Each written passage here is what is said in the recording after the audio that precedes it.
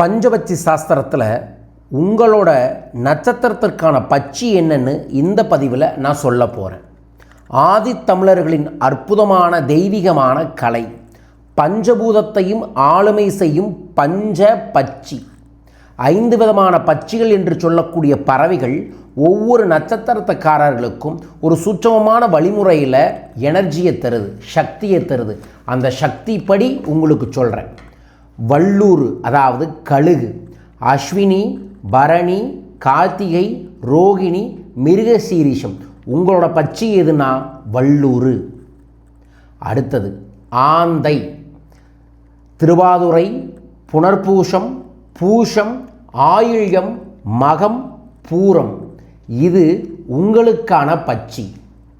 அடுத்தது காகம், 3வது. உத்திரம், ஹஸ்தம், சித்திரை, சுவாதி, விஷாகம்.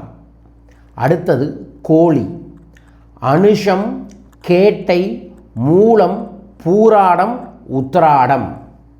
அடுத்தது மயில், திருவோணம், அவிட்டம், சதயம், பூரட்டாதி, உத்திரட்டாதி, ரேவதி.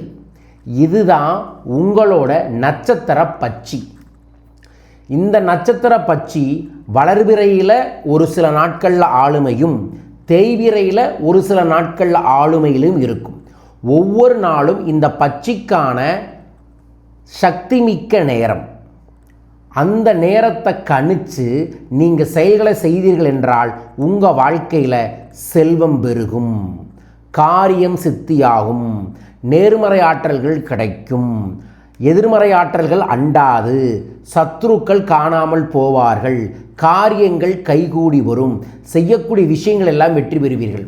ஆதி காலத்தில் இந்த பட்சி சாஸ்திரத்தின்படி எப்போ போர் புரிஞ்சா வெற்றி அடையலாம், எப்போ நில உழுதா மழை வரும், எப்போ பயிர் விதைச்சோம்னா நல்ல விளைச்சல் கிடைக்கும், எப்போ ஒரு விஷயத்தை முதலீடு செஞ்சோம்னா பெரு செல்வம் வரும்னு கணிச்சு செயல்பட்டாங்க.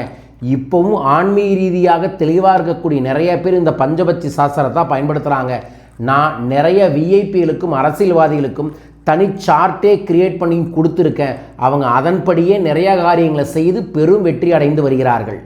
இந்த அற்புதமான பஞ்சபட்சி சாஸ்திரத்தில் நான் இப்போ சொன்னது உங்கள் நட்சத்திர பட்சி. அந்த பட்சியை எப்படி வசியம் செய்யணும், பட்சிக்கான தியான வழிமுறைகள் என்ன, தான வழிமுறைகள் என்ன, அந்த பட்சியின் சூட்சமமான தெய்வம் என்ன, அந்த தெய்வத்தை எப்படி வழிபடணும் அப்படிங்கிற பல ரகசியங்களை இந்த பஞ்சபட்சி சாஸ்திரம் அப்படிங்கிற ஒரு கலையில் நான் வரும் மார்ச் 16 பிரதோஷத்திலிருந்து நடத்த இருக்கின்றேன். இந்த பயிற்சியில் கண்டிப்பாக கலந்துக்கங்க. 64 கலைகளில் ஆதித்தமிழனோட மிக முக்கியமான ஒரு கலை பஞ்சபட்சி சாஸ்திரம். பட்சி தெரிந்தவனை பகைத்து கொள்ளாதே என்று சொல்வார்கள். நீங்கள் இந்த கலையை கற்றுக்கொள்வதே பெரும் மாற்றம் ஏற்படுத்தரும். நீங்கள் வீட்டில் இருக்கக்கூடிய ஒரு சாதாரண பெண்ணாக இருந்தாலும் சரி, குடும்பத்தை பார்க்கக்கூடியவராக இருந்தாலும் சரி, நான் சொல்லக்கூடிய பட்சி சாஸ்திரத்தின்படி சிறு விஷயங்களை தினமும் செய்தால் பெரும் மாற்றம் வரும். உங்களுக்கும் வர இந்த பயிற்சி வகுப்பில் கலந்துக்கலாம். இந்த பயிற்சியை பற்றி மேலும் விவரங்கள் தெரிந்து கொள்ள தொலைபேசி எண்களில் தொடர்பு கொள்ளுங்கள். பயன்படுத்தி வளம் பெறுங்கள். வாழ்க.